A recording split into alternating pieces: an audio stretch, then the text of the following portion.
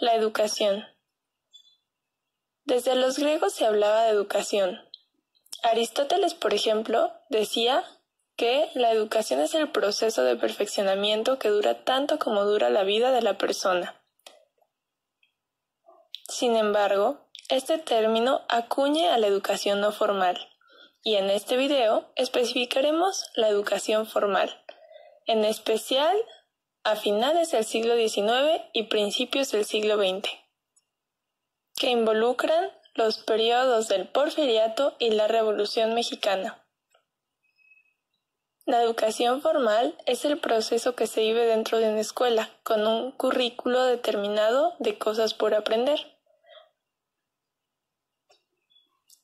Como antecedente a la educación del Porfiriato estaba el proyecto educativo de Benito Juárez,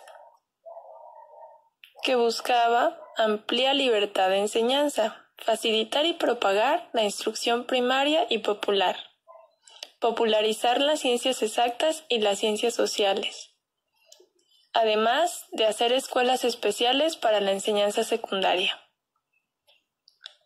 Si hoy pensamos que la educación contiene un mensaje de categorización de clases, debemos remontarnos entonces a los años del Porfiriato, pues en esta época el 70% de la población era analfabeta.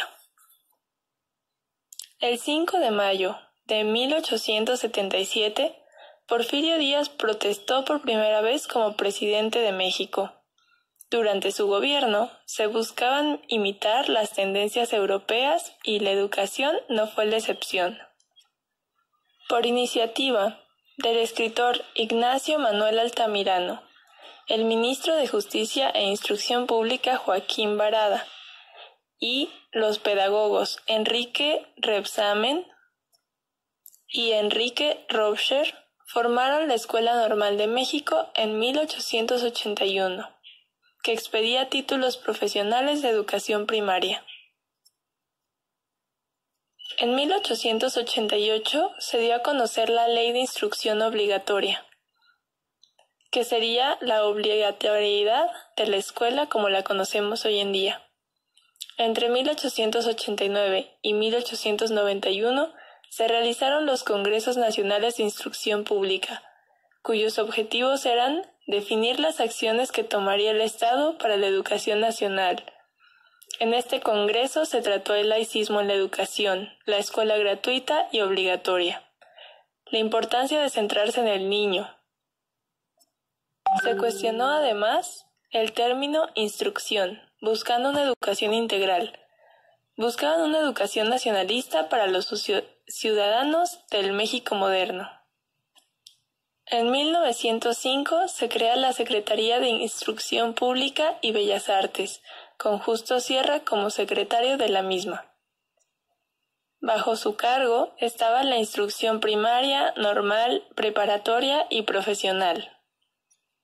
Para 1910, Díaz crea la UNAM, como parte de los festejos del centenario de la Independencia.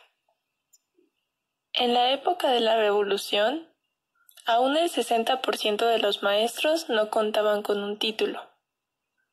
Dentro de los maestros había un desacuerdo entre los que estaban en contra de la revolución y los que estaban a favor, aunque existía un descontento en la mayoría.